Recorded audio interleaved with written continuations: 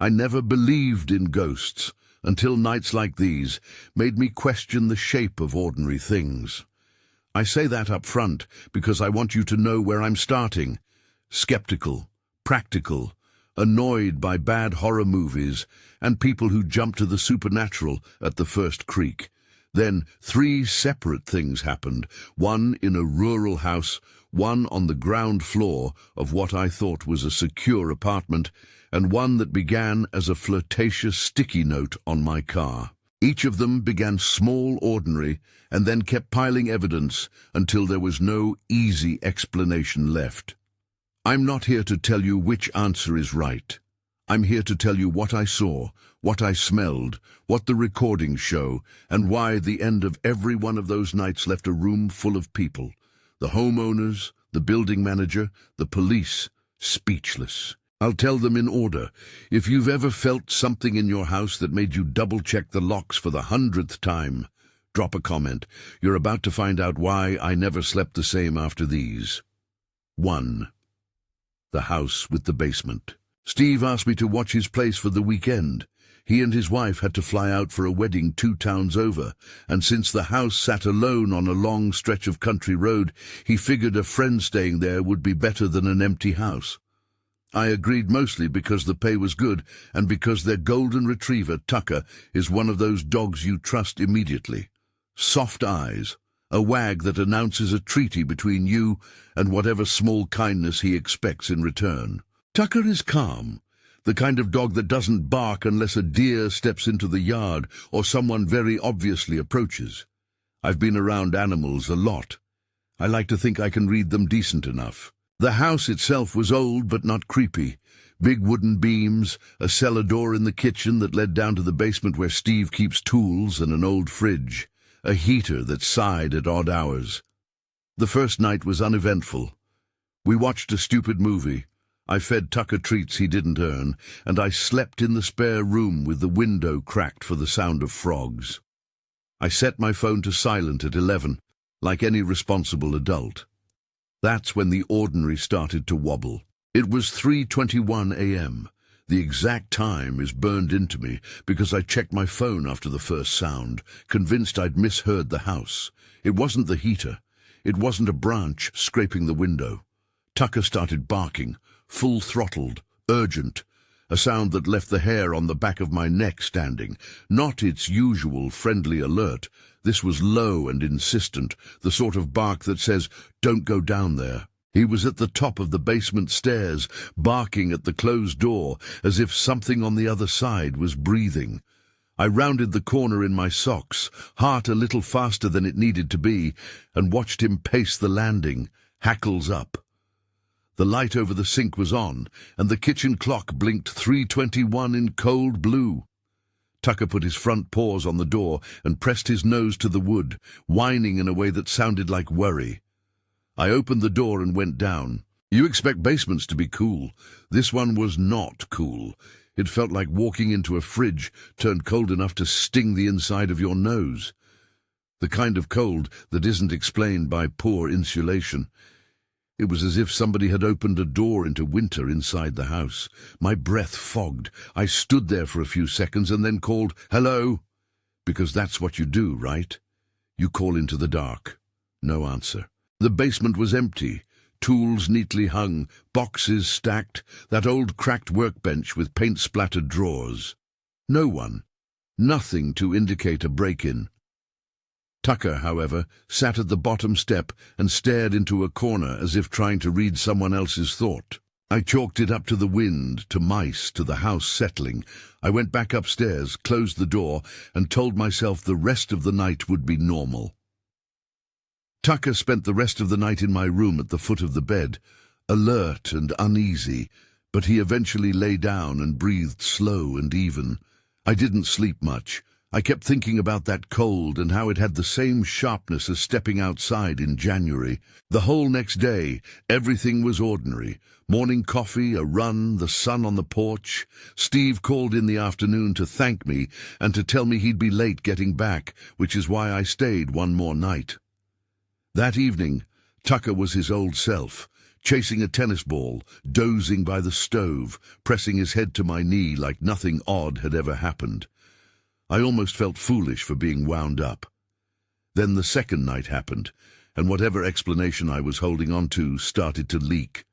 It was later, closer to midnight, and again I was in bed. I had started to relax when a noise woke me. A short, distressed cry from Tucker, followed by the sound of something heavy hitting the kitchen floor. He was on the basement door, but this time he was crying, not barking, a high sound that made the dog's whole body tremble. When I flicked on the kitchen light, I saw the picture frames on the counter knocked askew, a low stool lying on its side, a jar of utensils overturned like someone had rummaged through them. The smell hit me before I registered anything visually. A sour, rotten smell that made me gag. It was like old meat and something chemical, an infection of odor that filled the kitchen and bubbled up my throat. Tucker refused to go down the stairs. He paced, whining, and wouldn't step past the second stair. I tried to calm him, talk to him like you would a scared kid, and eventually edged down myself, phone flashlight in hand. The basement felt colder than before, deeper, as if a separate winter lived there. I scanned with my light. Boxes were where they had always been. The old fridge hummed. Nothing that explained the wreck in the kitchen.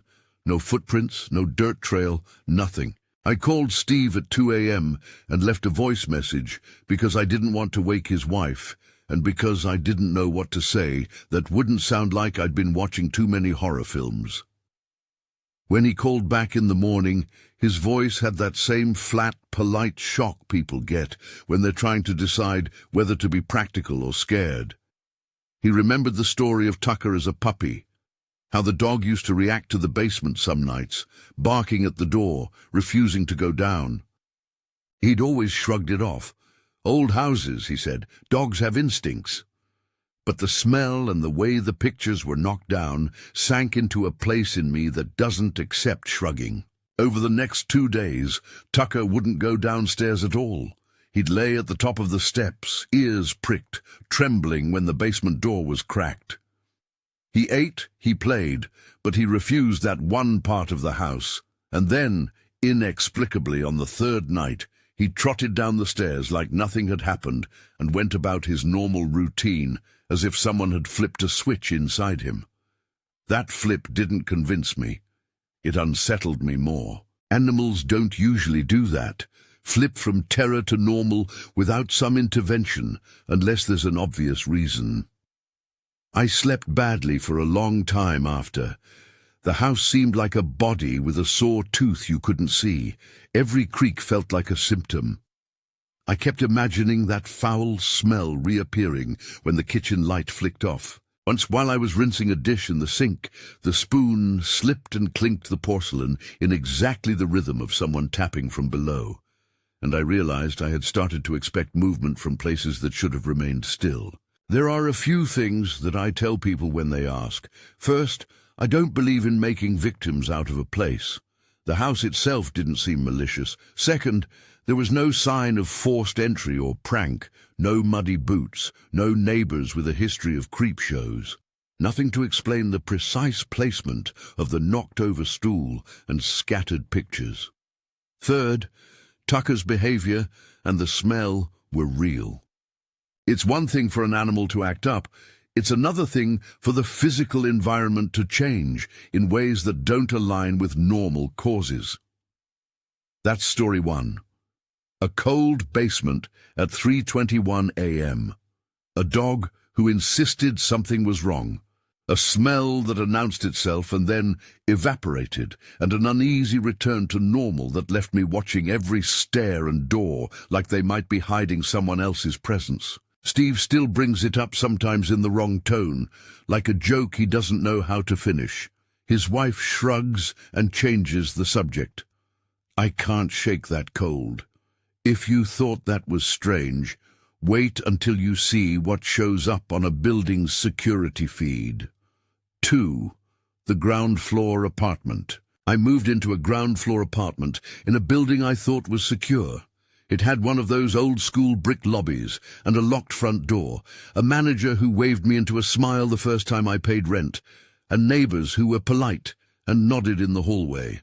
Ground floor units scare some people, I know, but I liked the idea of being close to the street, quick exits, big windows, no elevators to rely on. I told myself it was practical, not brave. The first few weeks were uneventful. The building had a camera in the lobby, and one pointed at the main entrance door. There was a padlock and a coded hatch, a small system that meant you couldn't just walk in. That gave me a sense of control. People who break into places don't typically hang out in the hallway, giggling for 10 minutes, I told myself. That's not how criminals behave. Then there were the sounds. The first night was the classic, faint tapping at the bedroom window, like someone playing with the glass outside. I convinced myself it was a kid with a stick. The second night, I heard giggling. Too soft to be the stereo, too close to be someone else's TV. I lay in bed, pulled the blanket up, and told myself to call the manager in the morning if it happened again. It did. The manager called me down to the office the next afternoon with that same even voice people use when someone has something awkward to show you. He closed the office door and played me footage from the lobby camera. Time-stamped, grainy, the sort of quality that makes everything look like a memory. In the video, two small figures in hooded jackets stood with their faces turned away from the camera, inches from an apartment door. They were small. They could be kids.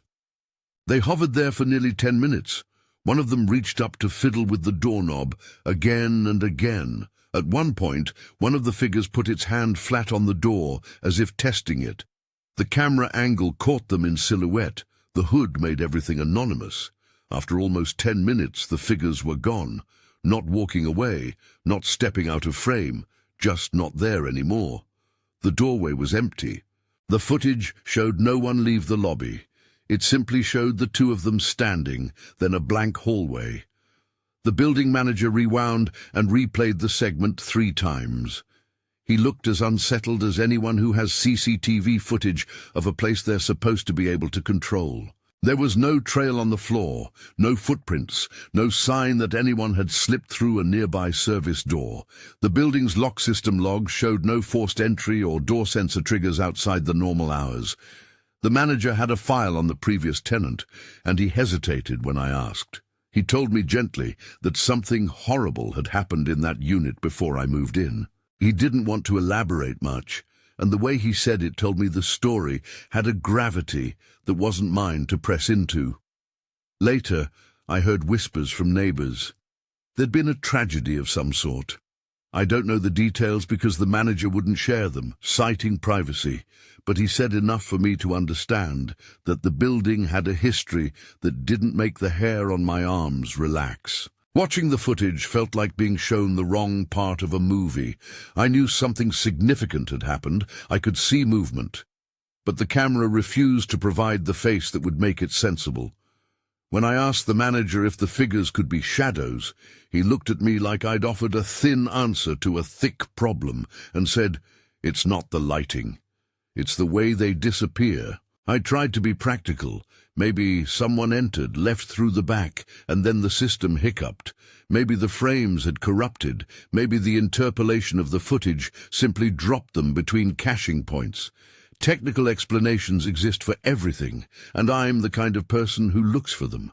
But even with those possibilities, a pulse ran through me. The primal sense of strangers literally and figuratively standing at the threshold of where you sleep. For a few nights after the footage, I'd lie awake and watch the door crack, as if expecting to see a silhouette pressed there again. I bought thicker curtains. I switched the lock code. I told myself not to be dramatic. Then the night that made me stop repeating "maybe" out loud arrived, and it began the way the others did, with a sound at the window. This is where I'll stop for now, because the footage itself and the lead-up were only the beginning. What I saw in that lobby video didn't prepare me for the sound that came to the apartment door, and the thing that happened at the threshold made the manager stop using technical explanations. It left every person who watched speechless in a way that is hard to describe without seeing the raw edges of that moment. There were voices, and there were words that felt wrong to hear outside of a child's mouth. There were also questions the footage couldn't answer. Where did the figures go? And why would they stand there and then simply vanish? Before I go on, let me say this.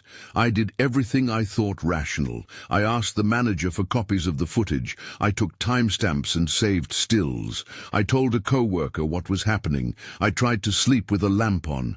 None of those felt like solutions. They felt like attempts at control over something that was losing the shape of normal explanations. If the house with the basement made me watch my own stairs, the apartment made me watch my threshold. The footage is itself a kind of witness that doesn't tell you everything. It only asks the questions that don't have good answers. Who would stand at someone else's door and then disappear? How does a secure building account for silhouettes that never leave a trace? Why would the manager, who handled paperwork and maintenance with a steady hand, look at me with an expression that said his official role no longer covered whatever was happening? I will tell you what happened at my door, what I heard, and the words I couldn't have imagined in that voice. I will tell you what the police said, what the manager remembered from the building's past, and why moving felt like the only sensible choice. But before I do, I want you to hold on to the image of the two hooded figures, small, patient, inches from a door, and then gone. That image is the hinge on which the rest of the story turns, and it's an image that didn't leave me even when the camera refused to explain. I suppose the strangest thing about all of this is how quickly ordinary trust frays. You start to read the world in new ways. A creak is no longer just a creak. A dog's whine becomes a sign. A camera becomes an unreliable witness. There's a depletion, an erosion of the comfortable assumptions that let you sleep without counting exits. After the basement and the lobby footage, the place that should be a sanctuary starts to feel porous. I'm going to tell the rest of the apartment story. How the knock at my door turned into talking voices, and how the manager's hint about the previous tenant began to look like more than a coincidence.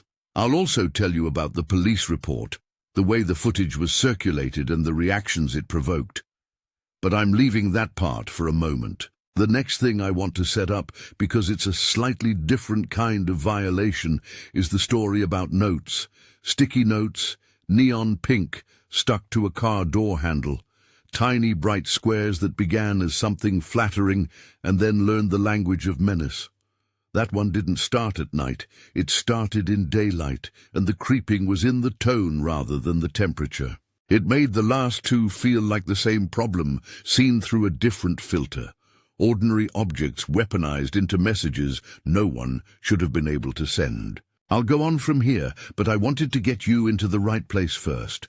3 ordinary settings: Steve's farmhouse, my supposedly secure apartment, and the place I worked, each invaded in ways that didn't make sense. Each time the witnesses were ordinary. One dog, a grainy security camera, a stack of sticky notes, and each time the evidence refused to fit neatly into a rational box. The real trouble is this. Once your home stops being unquestionably safe, every small sound is a potential clue, and every ordinary object is suspect. Hold that unease. In the next part, I'll tell you about the voices at my apartment door, what the manager hinted, and what the footage still could not explain. Then I'll tell you about the notes and how something that started flirtatious turned into proof someone had been inside my locked home. These are the moments that transform skepticism into a steady, gnawing watchfulness. There's no neat break between the footage and the moment at my door, only a thread that pulls tighter until something gives. After the manager showed me the lobby clip, I tried to treat it like a puzzle. I rewound it over and over, looked for stutter frames, watched the pixels for a hint of manipulation. I even showed it to a friend who knows cameras, and he shrugged and said, "Video artifacts happen," and then did that thing people do when they don't want to keep staring at something that chills them. He changed the subject. 2 nights later, I was lying awake when the sound came. Low, hesitant, like someone testing the shape of a house with sound instead of a key. It wasn't a knock, it was cadence, a soft tapping that matched the rhythm of breath. Then a voice, very near the door, so close it felt like it was inside the hallway just past the frame of the deadbolt. The voice belonged to a small person, high, thin, with that odd lilt children get when they borrow adult words they don't understand. It said softly, "We're home now." Immediately after, a whispered please let us in. Hearing those words at my front door should have made me furious or at least cautiously irritated. Instead, I felt an ice-slick confusion. The voice didn't demand, it folded itself into what seemed like an appeal. It would have been ridiculous if it hadn't been right there, and if the camera hadn't already shown those hooded figures hovering at the threshold. I froze. The living room lamp was on, my keys were still in the bowl by the door. I could have opened the peephole and looked out like any reasonable person. I stood there longer than I should have, for reasons I can still name. Curiosity, the helplessness that comes when something inexplicable asks you to witness it. The dawning realization that whatever was at my door didn't obey simple rules. When I did look, the street was empty. The dim curve of the courtyard, the mailboxes, the linoleum leading to the staircase, nothing. No small shadow lingering, no sneakers scuffed in the hall, nothing that matched the voice I'd heard. I called the manager from my phone, and he answered within a minute, which is the one tiny ordinary thing that kept me steady. He said he was on his way with a security guard. I told him what I'd heard, and he said, "Stay inside. Don't open anything." His voice had a professional edge, the kind you don't get unless you've seen the building behave in ways you can't explain. He asked whether I wanted him to call the police. I told him yes, because it felt foolish not to. When the manager and the guard arrived, we replayed the lobby footage yet again to see if anything new would surface. The two of them stood so close to the monitor that they nearly blocked the glow. The manager scrubbed through the 10 minutes where the hooded figures hovered, and neither of them could explain the clean frames that followed where the figures had simply stopped being recorded. The guard said quietly, "It looks like they just walked into the frame and then nothing." He placed his hand flat on the monitor, like he could press them back into pixels. The manager said that he didn't believe in ghost stories and that the building had cameras for a reason. He also told me, in that measured way managers use, that the unit I had moved into had a past.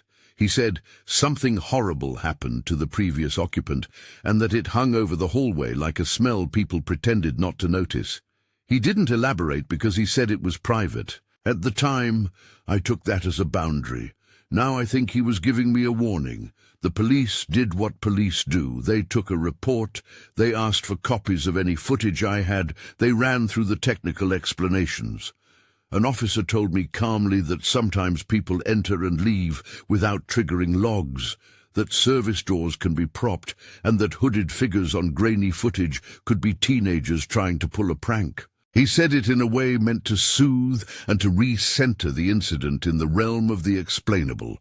But he also looked tired in the way of someone who has fielded stranger calls at 3 a.m. He didn't laugh at the manager. He didn't say anything about ghost children. His file included the timestamp, which I still have somewhere in my phone, 02:17 a.m. The notation a dull, bureaucratic thing that did little to match the pulse of the moment. That night the building felt alive in a way I didn't like. I kept checking the deadbolt. At 1:52 a.m. I heard the same tapping, this time at my window. I froze and then grabbed my phone to record because I wanted a tether to reality. The tap was rhythmic, like a child's practice code on glass. I recorded the sound, palms damp, and later listened to the clip and heard beneath it a high laughing sound that could have passed for the wind. My rational brain told me to screenshot the footage, to bring everything to the manager, to escalate. My body told me to get out of there. A few nights later, the manager called me into his office with the same even-handedness, but with a thinner edge to his voice. He played me a different angle of the lobby camera. This one showed the stairwell. And in the pixel light, there was a moment where the camera caught two hands, small, pale, one against the wood paneling, as if testing texture. The manager said he wasn't going to tell me details of the previous tenant's life, but he did say this: the people who lived there before had lost children, and the building had been patient with the grief for a long time. That sentence, careful, soft, felt like someone handing me a map with a large blank space in the center labeled "Do Not Enter." After that, practical measures felt both essential and absurd. I changed the lock code, I installed a cheap secondary bolt, and I put a heavy table near the door so it wouldn't swing open easily. I told co-workers, half joking, and one of them stayed the night once because I didn't want to be alone.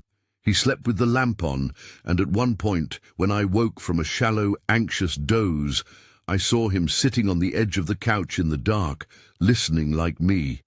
He said later he'd heard nothing, and that was when the disbelief in shared experience started to fracture. Two people in the same room, different maps of sound. The night the door incident solidified into something I could not dismiss happened like this. A knock at the door in the early morning hours, polite but urgent. I didn't move at first because the headspace I was in had me weighing every option. Then a child's voice on the other side, thin and insistent. "Please, we're home now." My stomach did a low, impossible flip. I opened the door just a crack, the kind of crack you open it when you want to see a face and you don't want to concede control. No one stood there. I stepped into the hallway, flashlight in hand, and checked both sides of the doorframe. The corridor was empty, immaculate, the air carrying that faint building smell of dust and detergent. I walked to the stairwell and looked down to the lobby. Nothing. I walked to the back service door. Locked. I could find no logical path for two small people to stand at my threshold and then simply not be on the camera, not be in the stairwell, not be in the lobby. The only sign something had been there was the echo of the voice, and the way the air felt like it had been pressed by small hands. The police came again. They ran fiber tests and brushed for prints. They took the building manager's statements and logged his history file. They interviewed neighbors who remembered odd noises but no confirmed intruders. In their reports they used language like unexplained presence and no signs of forced entry. To their credit, they remained methodical and neutral. They did not suggest charms or hauntings. Their stance was a professional suspension, neither affirming nor denying the possibility of something unaccounted for. For me, every unanswered question became a small trapdoor of anxiety. Why would small people stand at a door and repeat a phrase like that? If they were children, who would let them wander a secure building? If they were not children, who would stage such an intimate feel? And if the previous tenant's tragedy had anything to do with this, why would the grief manifest as patient silhouettes and whispered pleas? None of those options fit neatly into an explanation I could live with, and so I moved. Moving felt less like surrender than preservation. I couldn't keep my breath in a place that kept adding reasons to hold it. When I left, the manager watched me pack like someone watching someone break a small, fragile thing. He didn't ask me to stay. He handed me a copy of the footage we'd gone over together and said, "If anything happens, call me. Call the police." The last thing he added, softer, was, "Sometimes things don't want to be explained. Sometimes you have to decide not to wrestle them." I'm not sure if that was advice or confession. If the apartment taught me anything, it was that technology can become proof, and proof can become a question. A camera recorded two small figures standing at a door. The camera refused to say where they went. A voice repeated a phrase that suggested belonging, "We're home now," and that assertion lived on the other side of the lock. The idea that my door could be a threshold for something that wore the language of children without leaving a footprint shifted my sense of what boundaries meant. It was a violation with no trace, and for that reason, it was worse than a break-in.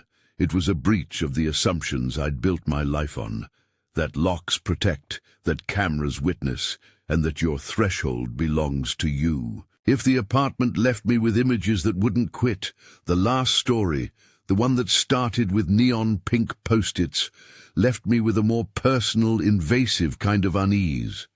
That one didn't hinge on an empty frame or a cold stairwell. It relied on handwriting, tone, and the terrifying realization that someone had been inside my lock-closed home. 3. The sticky notes. At the time, I had a job at a small retail store that closed by 9. It was the kind of place where you learned the cast of regulars by their greetings, and where the night manager knew who liked their receipt folded and who didn't. My commute was short.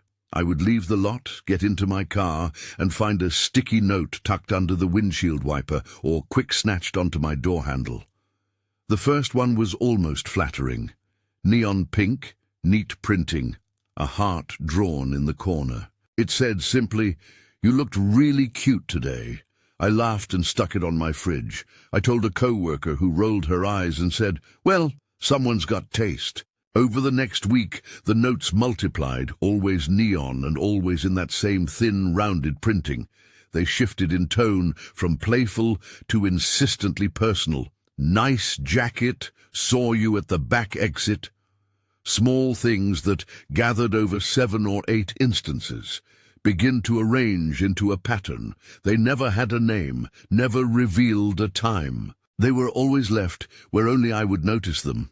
On my steering wheel, under my windshield wiper, tucked into the pocket of the jacket I left in the break room. At first it felt flattering in that adolescent way, a private fan club.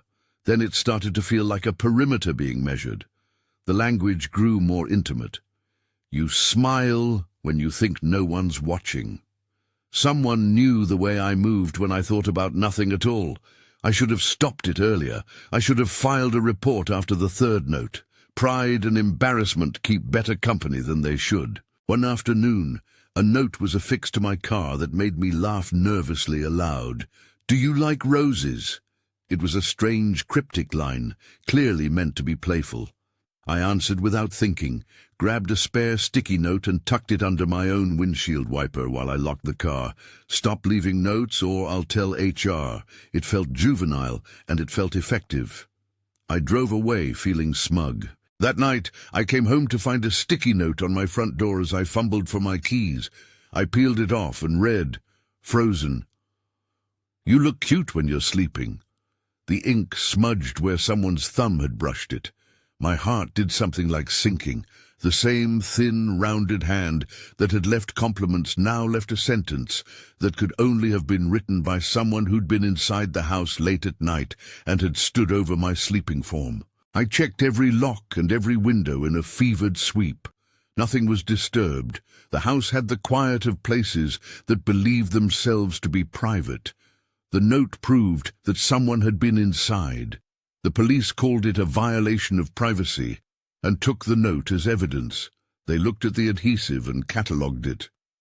"We have an offender pattern," one detective said, and then added, almost offhand, "But whether it's someone you know or someone slipping in through a prop door, we can't tell." I changed my locks that night myself, a clumsy, anxious business with a wrench and too many cuss words.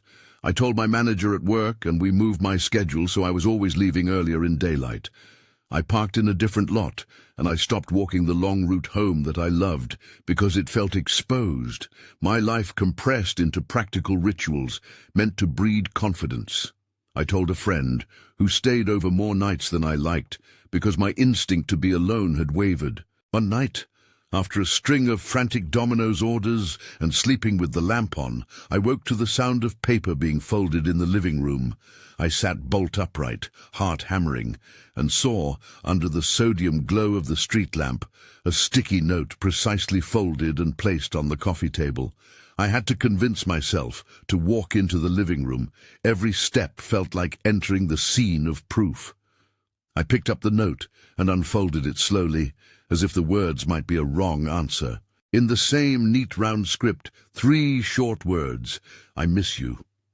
I called the police again. They came and dusted. They ran prints and checked the CCTV on nearby streets. There was a familiar ritual to the investigation. Questions about enemies, about anyone I had turned down or upset, about exes. They listened to my description, and then the detective said, "Maybe it's a stalker. Maybe it's someone with access. We'll see." It was the sort of answer that is both logical and insufficient. I felt watched in a way that did not end with daylight. Then came the note I still have a hard time saying aloud, because the ridiculousness and the horror of it collide so neatly. One morning, I found a small square of neon pink tucked into the seam of my front sweater. I'd worn that sweater to bed. The note had clearly been placed inside the fabric. In blunt sentences, the note read, "You look cute when you're sleeping." The same phrase, now internalized. The detective looked at me and asked if anyone had a key. My neighbors said no. The house had no signs of forced entry. The only possible explanations the police offered were uncomfortable. Someone had a key, someone had been let in, or someone had found a way inside through a service entrance and then covered their tracks. None of those things felt adequate because my building had no service doors that matched the timing of the notes, and because the sticky notes kept arriving in places only I would find them. I pressed the police to run neighborhood cameras again. I installed a cheap camera at the front door and a motion-activated light. I bought a small safe for things I felt were worth protecting and placed the rest of my fear in a corner where it mostly stayed. Months passed. Notes dwindled for a little while. Then, when I thought the worst was over, one appeared taped to my front door. "I guess you don't want to play anymore." My hands went numb, reading it. It was short, mocking, and precise. Someone had decided to close the conversation with a full stop. I moved after that, not immediately. Moving is expensive. But the decision to leave the area felt like an action that reclaimed the map of my life. I eventually found someone, got married, and put the whole thing away in the trunk of experience people keep, a drawer you open sometimes when a memory is practical rather than painful. But the notes stayed with me in a different way. The phrase, "You look cute when you're sleeping," returns to me not as a joke but as evidence. Evidence that someone had entered my private space without permission. Evidence that for a time the ordinary rules of home safety had been suspended around me. People asked if I'd learned who did it. I had theories, neighbors who worked odd hours, an ex who knew my schedule. But none of those theories ran the film the way the physical notes did. No one was arrested for the messages. The police closed the case with unidentified suspect. That phrase felt like a punctuation mark that refused a sentence. Months later, when another neon square showed up, stuck to a mailbox in a town I'd moved to, my brain pulled a thread of connection that might have been paranoia. It may have been coincidence. It may have been someone else with the same sense of cruel humor. The ambiguity is what refuses to let the memory go. Each of these stories leaves that same ash of question. Was this human malice, a prank that spiraled into terror, or something else that moved like people but didn't leave all the usual marks? The sticky notes felt human because handwriting is human. The apartment figures felt like children because the voices did. The basement cold felt elemental because animals sense things we don't. And yet none of those markers complete the picture. They only complicate it.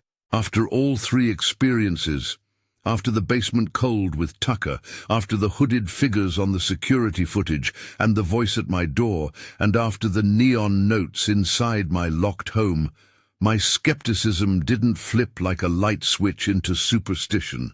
Instead, it stretched. Skepticism widened to hold more possibilities, ones that made me more careful and less casual.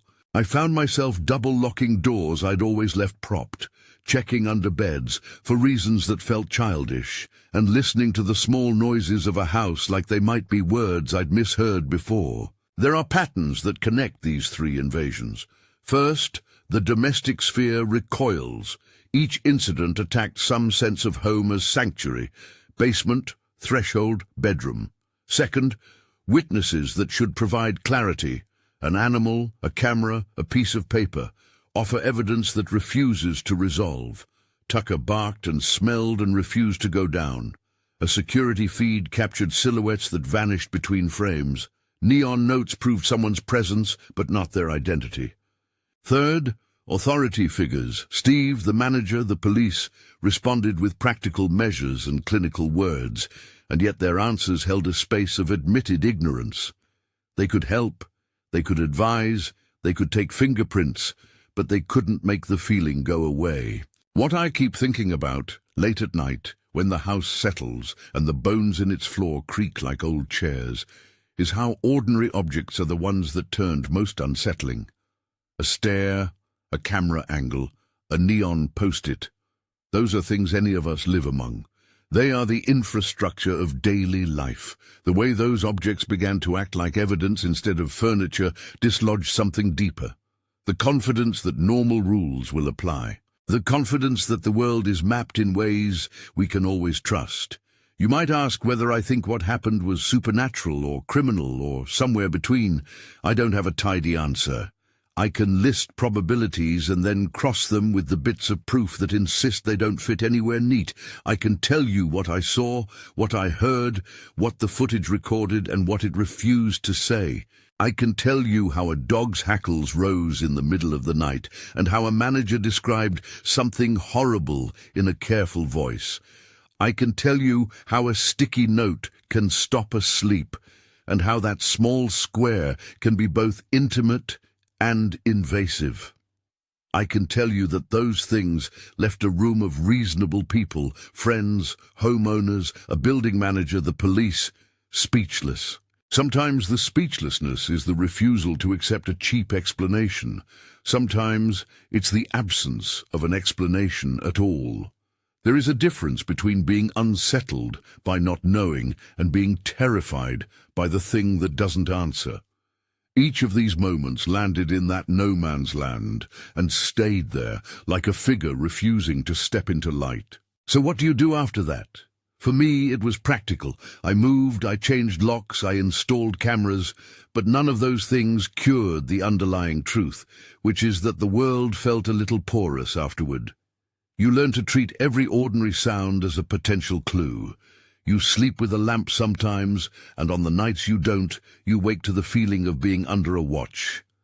The cost is a kind of vigilance that is not heroic, just tired, steady, protective. I still tell these stories because telling them is the only thing that keeps them from being private torments.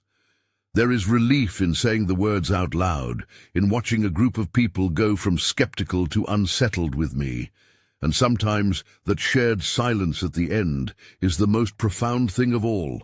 That's what I mean when I say they left people speechless, because the silence at the end of these accounts is never comfortable. It's a pause where everyone in the room feels, briefly, the same small unease.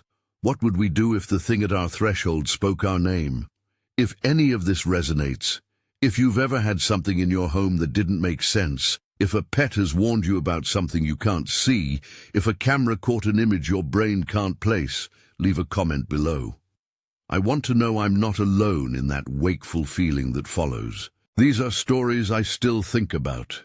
They keep me careful without making me cower, and they remind me that the world contains more than what our explanations can hold. If you liked hearing these first-person accounts and want more real-life weirdness that refuses easy answers, subscribe and share this with someone who needs to hear it. And if you have a story that left you speechless, post it. We can keep this small, uneasy conversation going. Because after 3 nights like these, you realize how fragile the borders of the familiar really are, and how often the ordinary can be the first sign of something else.